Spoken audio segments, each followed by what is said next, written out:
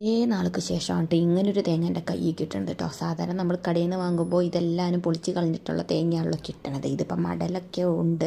ആ മടലൊന്ന് വെട്ടി പൊളിച്ചെടുക്കാന്ന് പറഞ്ഞാൽ നല്ല ബുദ്ധിമുട്ടുള്ള കാര്യമുണ്ട്. ഞാനൊരു വാക്കത്തിയായിട്ട് ഇറങ്ങി നല്ല ഈസി ആയിട്ട് മടലൊക്കെ കളഞ്ഞെടുക്കാമെന്ന് വിചാരിച്ചിട്ടാണ് ഇറങ്ങിയത്. പക്ഷേ എനിക്കറിയില്ല ഗൈസ്, ഇത് ഇത്രയും ബുദ്ധിമുട്ടാണെന്നുള്ളത്.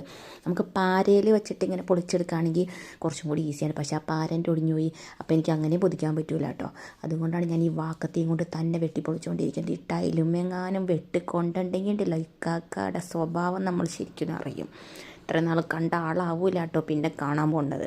അതുകൊണ്ട് ഞാൻ അതൊക്കെ വളരെ സൂക്ഷിച്ചാണ് ഞാൻ ഈ വെട്ടിപ്പൊളിച്ചുകൊണ്ടിരിക്കുന്നത്. ഞാൻ എത്രയൊക്കെ വെട്ടിയിട്ടും ആ തേങ്ങയിൽ കൊള്ളല്ല എന്നുള്ളതാണ് വേറൊരു സത്യം.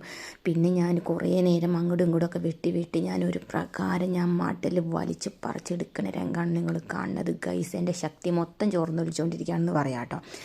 അങ്ങനെ വെട്ടി അവസാനം ഒരു സൈഡ് ഇങ്ങോട്ട് പൊളിഞ്ഞിങ്ങോട്ട് പോന്നു.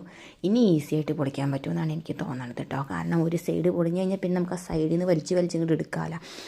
പിന്നെ ഞാൻ ഈസി ആയിട്ട് വലിച്ചുകൊണ്ടിരിക്കുകയാണ്. പക്ഷേ എങ്കിലും ബുദ്ധിമുട്ടാണ്. ചിലതൊന്നും പോരണില്ല കേട്ടോ. എനിക്ക് വലിക്കാൻ പറ്റണില്ല എന്നുള്ളതാണ്.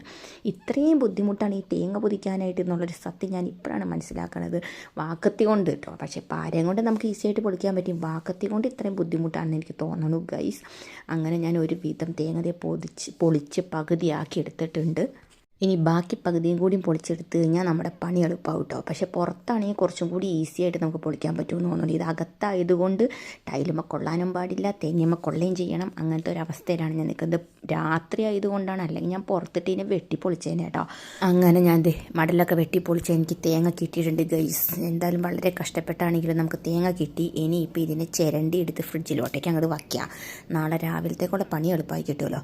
ഇനി ഇവിടെ ഒന്ന് ക്ലീൻ ചെയ്യണം കേട്ടോ. അത് ഏറ്റവും വലിയ പണിയാണ്. കാരണം ഇവിടെ ഈ തിണ്ണയിൽ മൊത്തം ഈ സ്ലാബുമ്മയൊക്കെ മൊത്തം തേങ്ങയുടെ മടലും അതിൻ്റെ ചകിരിയൊക്കെ നിറഞ്ഞു കിടക്കാൻ കേട്ടോ. ഇനി ഇത് ക്ലീൻ ചെയ്യലാണ് അടുത്ത പണി.